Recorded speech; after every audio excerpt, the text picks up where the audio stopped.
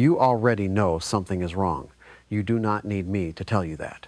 You have felt it the moment after a loss where the next trade gets placed too fast, too big, with a kind of urgency that has nothing to do with the setup and everything to do with the feeling the loss left behind. Or the moment during a winning trade where you exit early, before the target, because some part of you decided to take the money before the market could take it back. Or the slow creeping drift across a session where the first trade followed the plan exactly, and by the fifth trade you are not sure whose plan you are following anymore. You know the feeling, and you probably also know, at some level, that the feeling is not the problem. The problem is that the feeling has been given authority it was never supposed to have. Your emotions are not running your trades because you are weak or undisciplined or fundamentally unsuited for this. They are running your trades because nothing in your process has been built specifically to prevent it. And that is what I want to fix today. I want to start with something that I think most trading education gets exactly backwards, because getting it right changes the entire frame of what we are about to do together. Emotions in trading are not the enemy. I know that sounds strange coming from someone who has spent most of his career writing and talking about trading psychology, but I mean it precisely. Emotions are not the enemy. Emotions that have been given a decision-making role they are not equipped to fill, those are the enemy. There is a difference. And the difference matters, because if you approach this as a project to eliminate your emotions from trading, you will fail. You cannot eliminate them. They are part of the human system that is doing the trading. What you can do, what the professional trader has learned to do, is build a process architecture that puts the emotions in the right role and keeps them out of the wrong one. The right role is information. The wrong role is authority. Here is what I mean. When you feel fear before a trade, that feeling is real information. It is telling you something about your nervous system's relationship with the risk you are about to take. It might be telling you that the position size is larger than what you have genuinely internalized as acceptable. It might be telling you that the setup is less clean than you want to admit consciously. It might be telling you that you are still carrying the emotional residue of the last losing trade, and that residue is affecting how you see this one. All of that is useful. All of that is worth paying attention to. The problem is not that you feel the fear. The problem is what happens next when the fear is treated as a directive. When feeling fear about a trade becomes a reason to not take the trade, or to take it with a smaller size, or to exit it earlier than the plan specifies. At that moment, the emotion has moved from the information role into the authority role. And that transition, which happens invisibly, which feels completely natural and even responsible in the moment, is what undermines the consistency that a trading system requires to actually work. The same thing happens with the positive emotions. And this is the part that catches more traders off guard than the fear side. Confidence feels like an asset. Excitement feels like engagement. The elevated state you are in after a string of winning trades feels like evidence that you are reading the market correctly and that this is a good time to push. And those feelings in that elevated state are exactly as unreliable as the fear that follows a losing streak. Maybe more so, because fear at least sounds like a warning. Confidence sounds like permission. And confidence that has not been earned through the objective evaluation of your process, confidence that is just the emotional residue of recent wins, is the most expensive thing you will ever let influence a position. Size. So the first thing I want to give you before we get into the specific practices is a simple diagnostic that I want you to use before every trade for the next 30 sessions. It is not complicated. It is 3 questions, asked in order, answered honestly, written in your journal before you execute. The questions are: 1. Does this trade meet my written criteria? 2. Is my position size what my plan specifies, or has it been influenced by how I feel right now? 3. Am I entering at this moment because the setup is ready or because I am ready? Question 3 is the one most people skip. Because most traders track the market's readiness, they look for the signal, the pattern, the confluence of conditions. But they do not track their own readiness. They do not ask, what emotional state am I in right now, and is that state appropriate for executing a precision task that requires clear judgment? You check the chart. You need to also check yourself. Both have to be ready. If either one is not, the trade waits. This pre-trade check is not a ritual for its own sake. It is a deliberate interruption of the automatic process by which emotions move from information to authority without your conscious awareness. Because that is how it happens, not with a loud announcement, not with a moment you can clearly identify as the moment your feelings took over. It happens in the gap between stimulus and response, in the fraction of a second between seeing a setup and executing it, in the part of the decision process that is running below the level of conscious deliberation. The pre-trade check slows that process down enough to introduce conscious awareness into the gap, and conscious awareness, even briefly applied, is enough to change the outcome. Now I want to go deeper into the specific mechanism by which emotions hijack trading decisions, because understanding the mechanism, really understanding it, not just acknowledging that it happens, is what makes the solution feel necessary rather than optional, because optional solutions do not get applied consistently, and consistency is the entire game. The human nervous system is designed to respond to uncertainty with pattern seeking. When the outcome of an action is unclear, the brain intensifies its search for signals that will resolve the uncertainty. This is adaptive in most environments. In trading, it is the source of a specific and predictable failure mode. When you are in a trade that is moving against you, the uncertainty of the outcome, will it come back, should I exit, is the thesis still valid, activates this pattern-seeking drive. And the brain, looking for signals that will resolve the uncertainty, finds them in the emotional state. It finds fear, and it interprets the fear as signal. It finds discomfort, and it interprets the discomfort as information about the trade.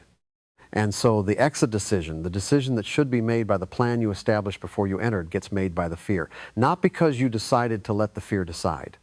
Because the brain, in the absence of a strong overriding framework, defaults to using the most immediately available signal. And the most immediately available signal is always the emotional state. The solution to this is not to have no emotional state. It is to have a framework strong enough and specific enough to override the emotional signal at the moment of decision. And that framework has to be built before the trade is placed, when you are not under the influence of the fear or the excitement or the urgency. Because you cannot build the framework while you are inside the feeling. You can only use it. The framework has three components. The first is the written plan for every trade before you place it. Entry condition, position size, stop level, target, or exit criteria. Not in your head, written. In your journal. Before the order is placed. This sounds basic. It is basic. And the number of traders who actually do it consistently, who have a written record of what the trade was supposed to do before they knew what it actually did, is tiny. Most traders plan in their heads, which means the plan is infinitely revisable under emotional pressure. A plan that lives in your head is not a plan. It is a preference. And preferences change when you are scared. The second component of the framework is a physical action that marks the boundary between the planning state and the execution state. This is going to sound small, and it is small in form, but it is significant in function. Before you place any order, after you have written the plan, I want you to do one deliberate physical thing. Stand up from your chair for 10 seconds. Walk to the other side of the room. Get a glass of water. Something physical, something that takes you briefly out of the immediate sensory field of the screen. The reason is specific. The emotional state that trading generates is partly a physiological state. It lives in the body, not just in the mind. A brief physical interruption, even 10 seconds, creates enough of a pattern break to reduce the intensity of the emotional state and allow the rational framework to have more relative influence on the next decision. It sounds too simple to matter. Try it for 2 weeks and see whether it changes the quality of your entries. I will bet it does. The third component is the post-trade record. After every trade closes, win or lose, you record 4 things. What the plan said, what you actually did, the difference between them, if any, and the emotional state you were in when you made the key decisions. Not an extensive analysis, 4 data points, but over time, the pattern in those 4 data points will show you something that you cannot see in any individual trade. It will show you when your emotions have authority and when they do not. It will show you which specific emotional states, not emotions in general, specific ones are correlated with execution drift.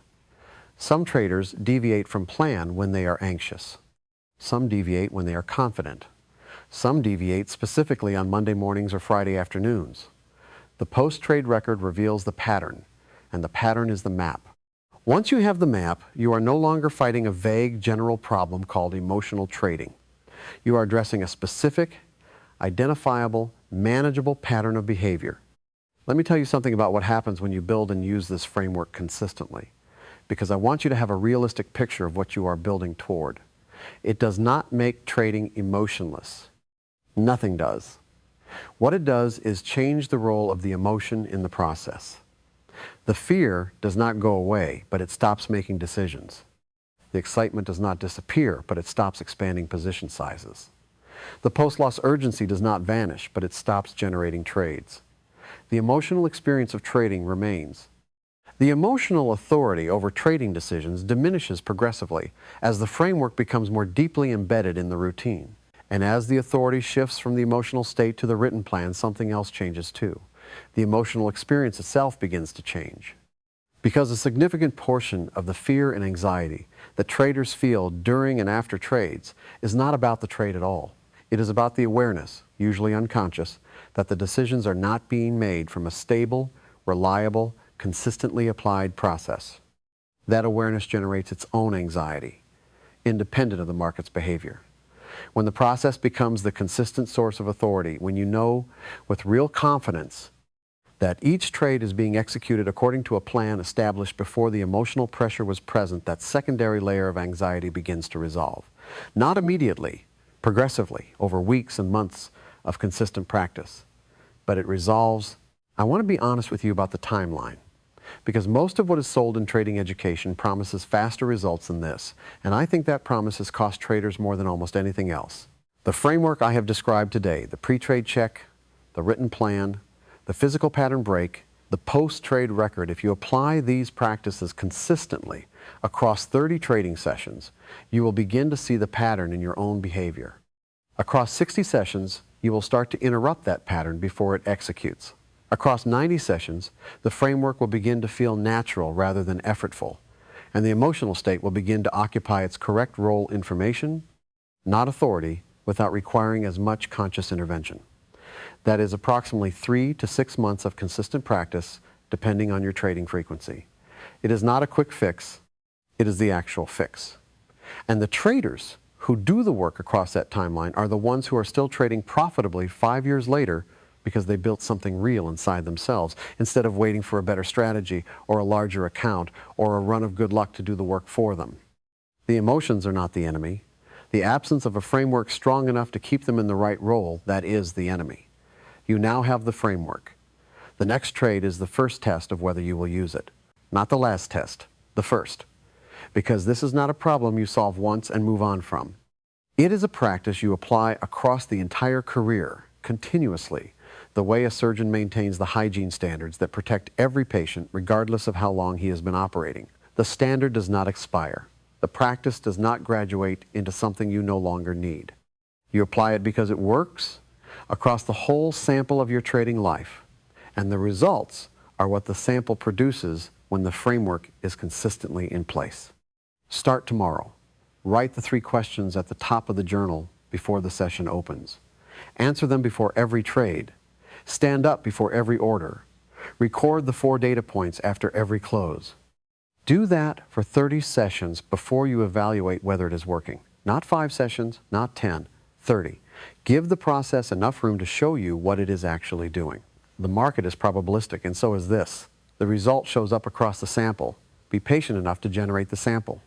That patience, that willingness to trust the process across enough repetitions to see what the process actually produces, is itself a form of the psychological work we have been discussing. It is the practice of taking the long view when the short view is loud and insistent and feels urgent. It is precision over urgency, applied not to position sizing, but to your own development as a trader. That is the work. It is available to you right now. It does not require more capital, a better strategy, or favorable market conditions. It requires a journal, 3 questions, a brief physical interruption, and 4 data points per trade. Everything else, the consistency, the reduced emotional interference, the growing confidence that comes from executing a stable process across a large sample, follows from those 4 things applied across enough time. It is not complicated. It is just harder than it sounds, which is why most people do not do it, and why the ones who do are the ones who eventually get what they came here for. If this landed, if some part of what I described today felt like the specific thing you have been missing, stay here. Every video on this channel is built around the same commitment to practical, honest, depth-first trading psychology. not how to feel better about losing. How to build the framework that changes what losing means in your process and what winning requires in your behavior.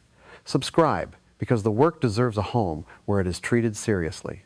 The next conversation is already waiting.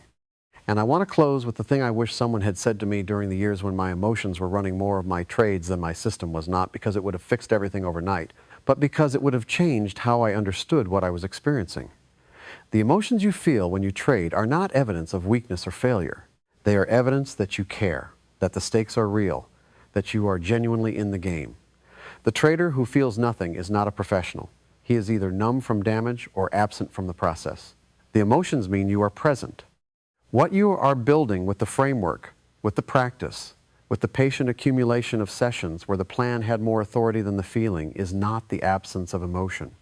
It is the presence of something stronger. A process you trust enough that the emotion does not have to do the work alone.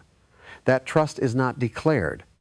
It is built, trade by trade, session by session, every time you write the 3 questions, stand up before the order, and record the 4 data points after the close. You are not fighting your emotions. You are building something they can lean on. That is the real work of trading psychology. And you are doing it right now by being here, by taking this seriously enough to listen all the way to the end. There are traders in this market right now who are placing trades driven entirely by fear and hope and the urgency of a losing streak.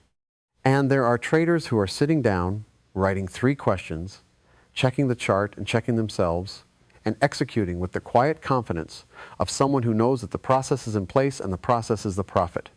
The gap between those 2 traders is not talent. It is not capital. It is not even experience in the conventional sense. It is the decision made deliberately, renewed before every session, to let the system have the authority that the emotion keeps trying to claim. That decision is yours to make. You already know how to make it. Make it tomorrow. Let me add one more layer to this before I let you go, because I think there is a specific failure point in this process that I have not named clearly enough, and naming it might save you weeks of frustration. The failure point is evaluation timing. Most traders who try to implement a framework like this one give up somewhere between sessions 10 and 20. Not because the framework does not work, but because they evaluate it too early and on the wrong metric. They look at their profit and loss after 2 weeks and ask, is this working? And if the account is not noticeably up, they conclude it is not, and they go back to trading the way they were before, emotionally, reactively, hoping the next setup will be the one that turns things around. The framework cannot be evaluated on profit and loss in the short run. The profit and loss in the short run is dominated by variance, not by process quality. The correct evaluation metric in the first 30 to 60 sessions is process adherence. Are you writing the 3 questions? Are you answering them honestly? Are you recording the 4 data points? Is the gap between what the plan said and what you actually did getting smaller over time? Those are the metrics that tell you whether the framework is working. The profit and loss will follow the process across enough time. It always does. But if you evaluate the process by the profit and loss before the process has had enough sessions to express itself statistically, you will abandon it exactly at the point where the real compounding was about to begin. Do not evaluate the framework by the wrong metric. Evaluate it by process adherence across the first 30 sessions. Then look at what the data shows. The data will tell you what to do next. Let the data be the authority.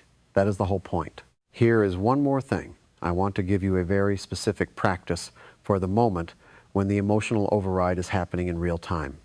Because everything I have described so far has been about preparation and review. And preparation and review are not always enough when you are in the middle of a live trade and the price is moving and the feeling is immediate and loud. The practice is this. When you notice that your hand is moving toward the close button or the size increase before your plan says it should, say one sentence out loud. Not in your head, out loud. The sentence is, the plan says wait. You do not need to believe it completely in that moment. You do not need to feel calm when you say it. You just need to say it. Because saying it out loud activates a different processing pathway than the one the emotion is running on. It shifts the locus of authority, even briefly, from the feeling to the statement. And brief is often enough. Brief is all the space the framework needs to reassert itself before the emotional decision executes. Say the plan says wait, then look at the plan. Then decide from the plan, not from the feeling. This is not a trick. It is the most direct possible intervention at the exact moment the emotion is trying to take authority. Use it. It works. And the last thing, genuinely the last thing, because I think you have everything you need to start, is this. Be patient with yourself during this process. Not indulgent, patient. There is a difference. Indulgent means accepting drift and calling it self-compassion. Patient means recognizing that building a new behavioral pattern across a domain as emotionally loaded as trading takes more time than we want it to, and that the fact that the old habits are still appearing after 10 sessions does not mean the new framework is failing. It means you are still early in the process. 40 sessions is not a lot. 60 sessions is not a lot. The patterns you are replacing were built across hundreds or thousands of trades. The replacement needs time proportional to the depth of what it is replacing. Be patient with the timeline. Be impatient with the daily practice. Show up every day. Apply the framework every session. And let the accumulation do what accumulation always does when the inputs are consistent and the time horizon is honest. The market rewards the long game. Always has. That has not changed. It will not change. Play the long game starting tomorrow.